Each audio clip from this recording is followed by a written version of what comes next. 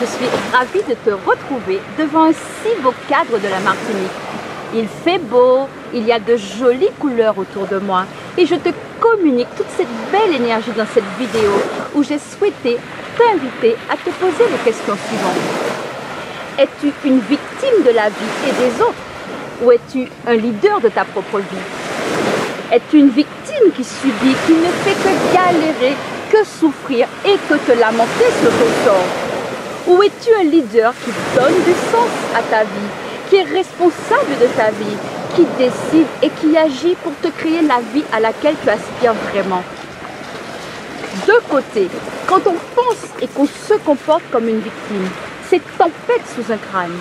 C'est pauvre de moi, la vie est si dure, un tel m'a fait ci et un tel m'a dit ça, rien ne va dans le monde, il y a la crise économique et patiti et patata.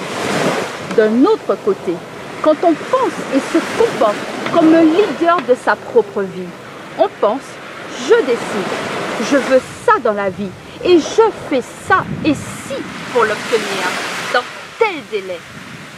Je sais que c'est la crise et j'entends tout le temps de mauvaises nouvelles, mais malgré tout, je veux rester positif et je veux rester focalisé sur ce qui est bon pour moi.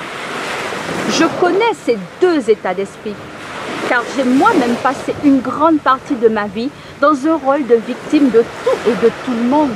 Je pensais, pauvre de moi, si seulement les gens étaient plus gentils, moins méchants, moins médisants, plus honnêtes, et si seulement mes conditions de vie étaient meilleures.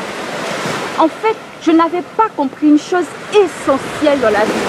C'est que c'est moi qui suis responsable de me créer une vie en accord avec moi-même et que c'est à moi de m'entourer de personnes avec lesquelles je me sens bien. J'attendais beaucoup trop de l'extérieur à moi. Dieu, les personnes que je côtoyais, les autorités de mon travail, etc. Et heureusement que j'ai compris qu'il m'appartient à moi de donner du sens à ma vie, de me fixer des objectifs enthousiasmants, de me donner les moyens pour les atteindre et d'agir chaque jour pour obtenir ce qui est si important pour moi. En fait, je suis passée d'un état d'esprit de victime qui subit avec tout le cortège d'émotions négatives qui va avec, à un état d'esprit de leader qui sait ce qu'elle veut, qui sait aussi ce qu'elle ne veut pas, qui chemine tous les jours pour devenir une meilleure version de moi-même, qui décide et qui agit pour me créer la vie dont j'ai vraiment envie.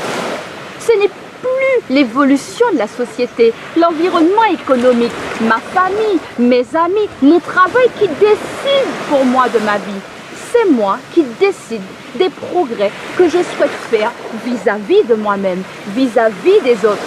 Des objectifs que j'ai à cœur d'atteindre et d'agir jour après jour pour les atteindre.